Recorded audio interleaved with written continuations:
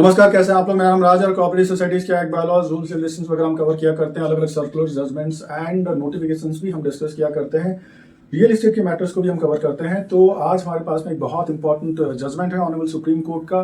Generally हर आदमी घर खरीदता ही है और जहाँ रीडेवलपमेंट की बात हो रही है वहाँ पे डिस्प्यूट्स होना कॉमन हो गया, डिले इन पोजीशन कॉमन है एंड ऐसे डिस्प्यूट्स मैटर्स वगैरह फाइनली रेरा अथॉरिटी के पास में जाता है या फिर सुप्रीम कोर्ट में या फिर हाई कोर्ट में पहुंचता है या कंज्यूमर फोरम में जैसे कमीशन पे वहां पे भी पहुंच सकता है।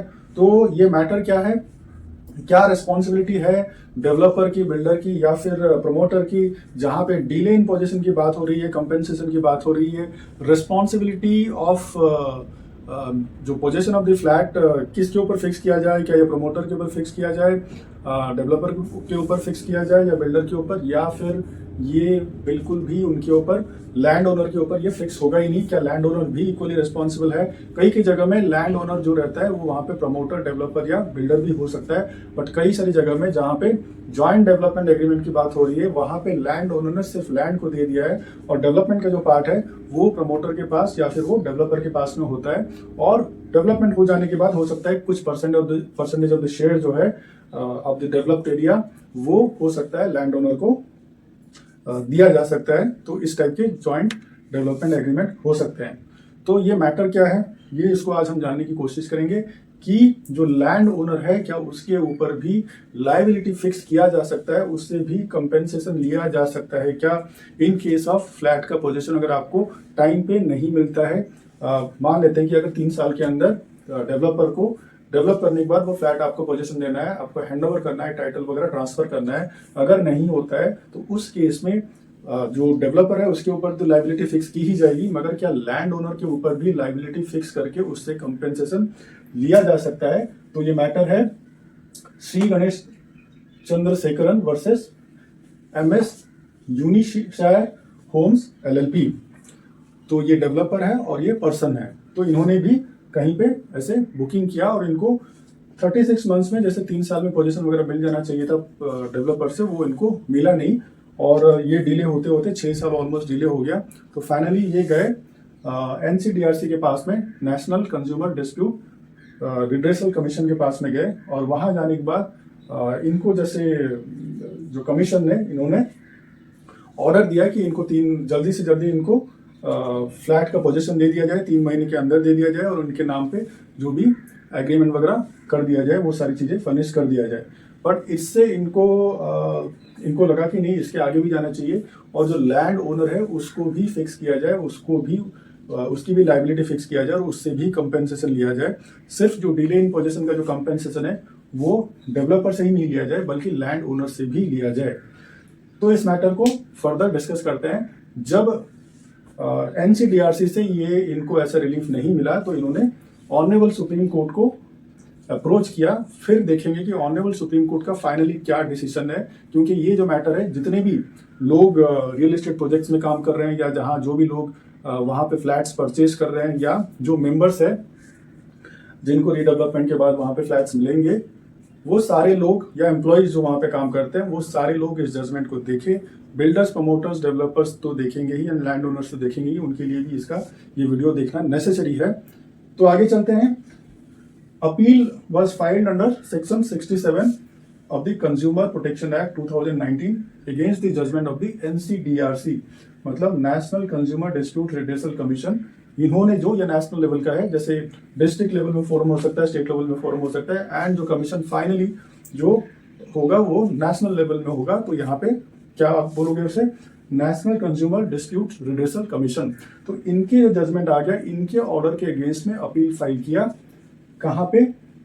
अंडर सेक्शन 67 के अंडर में सुप्रीम कोर्ट में जो फ्लैट बायर है इन्होंने किया। अब सेक्शन 67 क्या है, आपको 30 डेज के अंदर में जो भी NCDRC का ऑर्डर आ जाता है उसके अगेंस्ट में 30 डेज के अंदर में आपको ऑनरेबल सुप्रीम कोर्ट में फाइल करना है।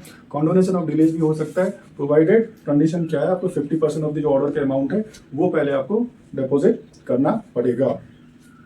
ऑलराइट, फिर उसके बाद डिवीजन बेंच यहाँ पे कौन है? Justice Pamidighantam, justice Narasimha and justice Alok Aradhe. तो इन लोगों ने बेंच की हियरिंग की इंपॉर्टेंस तभी हो जाती है, बहुत ही matter of concern grave concern होता है और ऐसी एक प्रेसिडेंट सेट करनी होती है, एग्जाम्पल कुछ अगर सेट करना होता है तो ऐसे जजमेंट देना जरूरी हो जाता है, बेंच का गठन करना जरूरी हो जाता है।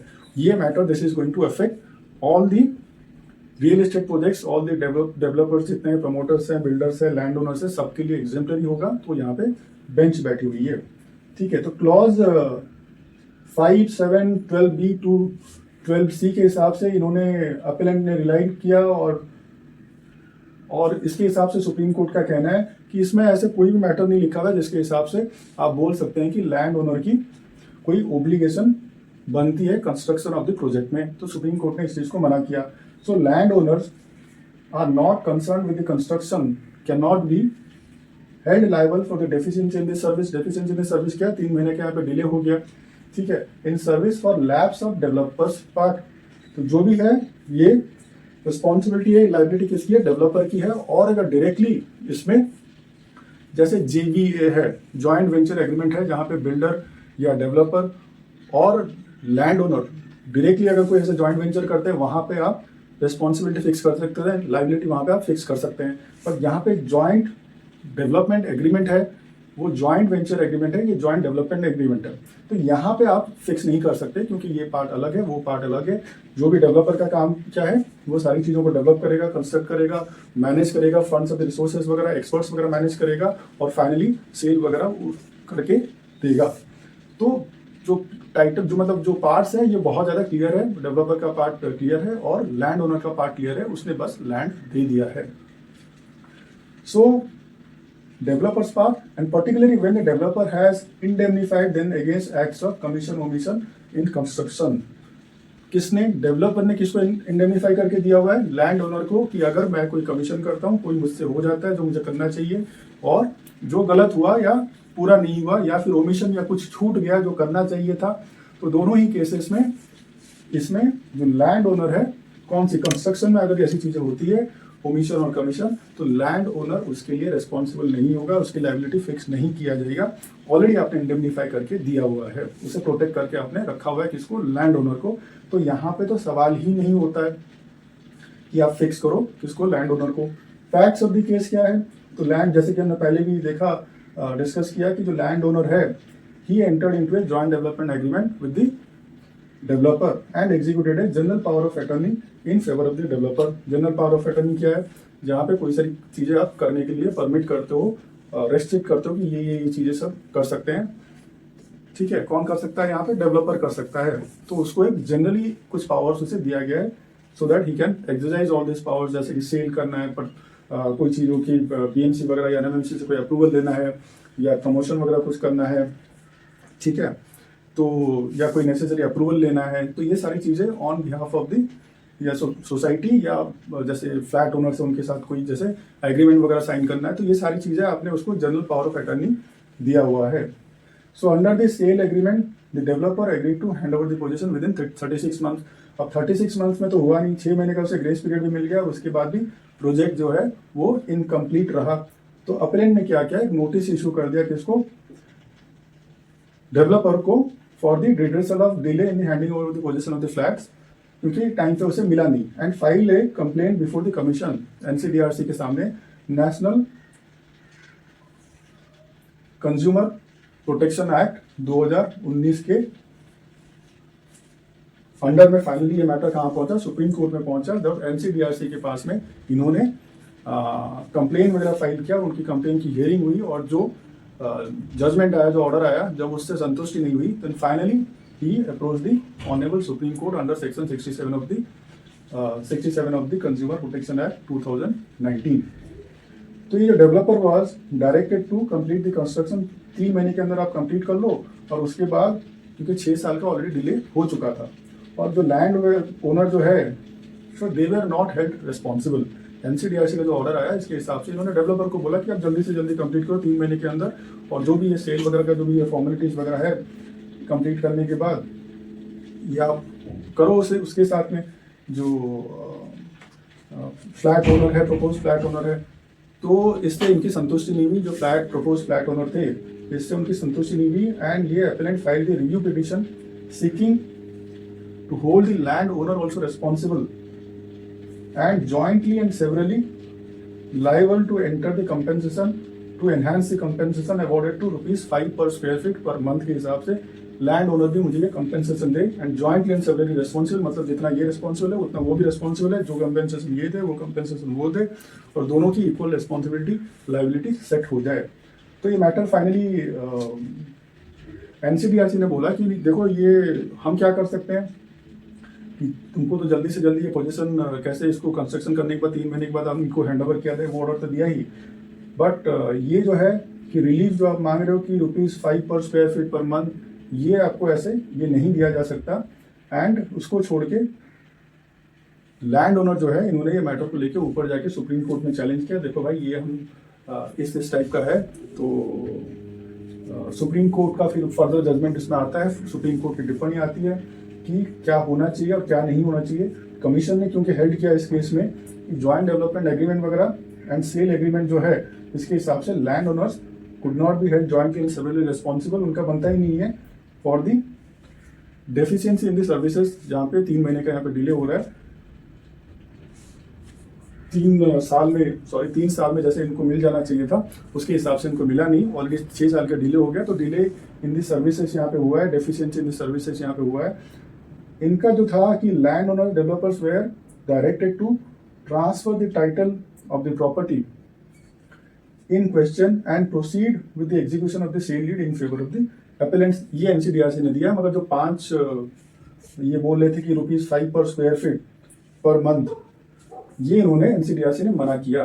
तो फाइनली जो मैटर जब सुप्रीम कोर्ट में पहुंचता है, सुप्रीम कोर्ट ने ये जेडीओ को पढ़ा, जॉइंट डेवलपमेंट एग्रीमेंट को पढ़ा, जनरल पावर ऑफ अटॉर्नी को ठीक से पढ़ा, और ये पढ़ने के बाद alright in respect of the flats falling in the developer share, इन्होंने देखा कि जो डेवलपर का जो काम है ये इसका कंस्ट्रक्शन करना या इसको बेचना या फिर इसको कोई भी सेल एग्रीमेंट वगैरह करना या अंडरटेक कोई पैसा वगैरह ऑन उसके लिए कोई पैसा लेना, कंसिडरेशन लेना for the sale of the flats, purchase of the flats, तो ये सारा जो काम है ये तो डेवलपर का काम है। Alright, so transfer the possession and convey the title, ये सब भी उसके दायरे में आता है। किसके दायरे में? डेवलपर के दायरे में आता है। तो यहाँ पे लैंड ओनर जो है वो कहाँ पिक्चर में आ रहा है? So the construction has to be carried out by the developer, delay in possession falls on his share। ये लैंड ओनर के हिस्से में ये जो रिस्पॉन्सिबिलिटी है, लाइबिलिटी है, ये उसमें गिरता नहीं है। सारा का सारा जो भी भागीदारी है ये डेवलपर का ही है, क्योंकि इस जॉइंट डेवलपमेंट एग्रीमेंट जो है और जो जनरल पावर ऑफ अटर्नी है उसमें से यही रिफ्लेक्ट हो रहा है। The liability to pay the delay compensation would be only ground if there is a relationship of principal and agent. और प्रिंसिपल एंड एजेंट यहाँ पे डायरेक्टली कौन है? यहाँ पे डेवलपर है, और जो फ्लैट बायर है वो प्रिंसिपल एंड एजेंट है। यहाँ पे लैंड ओनर ऑन और जो फ्लैट बायर वो डायरेक्टली यहाँ पे प्रिंसिपल एंड एजेंट नहीं है। तो अगर ऐसा केस होता जैसे जॉइंट वेंचर एग्रीमेंट में है तो लाइबिलिटी फिक्स किया जा सकता था लैंड ओनर के ऊपर, बट यहाँ पे जॉइंट डेवलपमेंट एग्रीमेंट है तो यहाँ पे जो लैंड ओनर है उसके ऊपर ये रिस्पॉन्सिबिलिटी, ये लाइबिलिटी फिक्स नहीं होगा। अगर वो डायरेक्टली इन्वॉल्व हुआ होता तो होता। The landowners are undoubtedly joint responsible with the developer to ensure the transfer of the title to the appellant। हाँ, मगर उसकी रिस्पॉन्सिबिलिटी बनती है कहाँ पे? जहाँ पे ट्रांसफर ऑफ टाइटल की बात हो रही है, ट्रांसफर ऑफ पोजीशन की बात हो रही है, वहां बनती है, जो कि ऑलरेडी एनसीडीआरसी ने वो ऑर्डर दे ही दिया है कि जल्दी से जल्दी आप 3 महीने में करो और इनको सेल एग्रीमेंट वगैरह इनके साथ करके दो, इनको पोजीशन वगैरह ट्रांसफर करो। वो तो ऑलरेडी एनसीडीआरसी ने कर लिया है। तो जो इन्होंने जो जजमेंट दिया है, जो भी डिसीजन दिया है, जो वर्डिक्ट दिया है, वो ऑलरेडी सही है, उसमें और कुछ करने की जरूरत नहीं है। So the commission has therefore rightly directed both the land owners and the developers to transfer the title and execute the sale deed वगैरह in favour of the appellant. तो रेफरेंस इसमें एक 2018 का जजमेंट भी लिया गया, जो अक्षय वर्सेस आदित्य 2018 का भी एक केस है, where the state commission and NCDRC held that the developer alone was liable for the payment of delay compensation. अब इस मैटर में क्या था, यहाँ पे ज्वाइंट वेंचर एग्रीमेंट की बात हुई थी। ये वाला केस जो रेफर कर रहे हैं, जहाँ पे जो लैंड ओनर है इक्वली ही was the builder in the project, so उसके ऊपर भी वो लाइबिलिटी फिक्स हो रही थी। एंड क्योंकि वो डायरेक्टली वहां पे इन्वॉल्व था, पर इस केस में जैसे जॉइंट डेवलपमेंट एग्रीमेंट में यहाँ पे लैंड ओनर अलग है, उसका जो स्कोप ऑफ ड्यूटीज है वो अलग है, और यहाँ पे by virtue of this joint development agreement promoter का सारी लाइबिलिटीज अलग है। तो इस केस को भी रेफर करते हुए ऑनरेबल सुप्रीम कोर्ट ने ये डिसीजन दिया, क्योंकि इस केस में जो लैंड ओनर है वो डायरेक्टली इन्वॉल्व नहीं है, तो उसके ऊपर jointly and severally responsibility fix नहीं किया जा सकता है, लाइबिलिटी फिक्स नहीं किया जा सकता, और जो ट्रांसफर ऑफ द पोजीशन वगैरह एंड ये सेल एग्रीमेंट वगैरह जो भी करना है ये आप कर सकते हो। ये जो डिसीजन दिया हुआ है एमसीडीआरसी ने ये सही दिया हुआ है। तो इस जजमेंट का फाइनली आउटकम ये है, जहां पे भी लैंड ओनर डायरेक्टली इन्वॉल्व नहीं है in case of the construction of the project, तो अगर फ्लैट का पोजीशन डिले होता है, आप किसी भी टाइप का कंपेंसेशन जो है वो लैंड ओनर को उसके लिए रिस्पॉन्सिबल नहीं मान सकते हो, वहां से कंपेंसेशन क्लेम नहीं कर सकते हो। By virtue of this joint development agreement जो भी कंपेंसेशन आपको मिलेगा, जो भी लाइबिलिटी फिक्स करना होगा, वो सिर्फ डेवलपर के ऊपर ही आप फिक्स कर सकते हो। वो रिलीफ आप कोर्ट से या फिर कंज्यूमर फोरम से आप ले सकते हो। तो फाइनली केस जो है वो डिसमिस हो गया ऑनरेबल सुप्रीम कोर्ट से, क्योंकि एनसीडीआरसी ने जो डायरेक्शन दिया हुआ था वो ऑलरेडी सही था। तो ऐसे ही कोऑपरेटिव सोसाइटीज के एक्ट, बायलॉज, रूल्स, रेगुलेशंस और अलग अलग प्रावधानों को, जजमेंट्स को जानने के लिए आप साथ में जुड़े रहिए। आप सबका बहुत सारा धन्यवाद।